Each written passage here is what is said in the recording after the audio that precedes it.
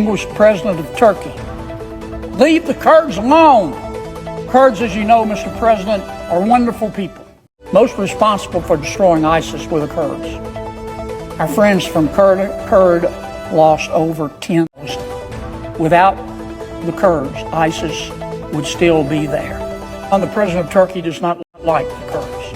But right now, Mr. Erdogan has troops and tanks and weapons marshaled on the border between Turkey and Syria. Kurd friends are afraid that Mr. Erdogan, because of his hatred for the Kurds, is going to attack them. The message today is President Erdogan, if you invade Syria and touch a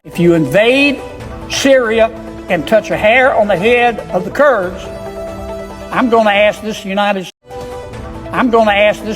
States Congress to do something. And our sanctions are not going to help the economy of Turkey. I don't want to do that.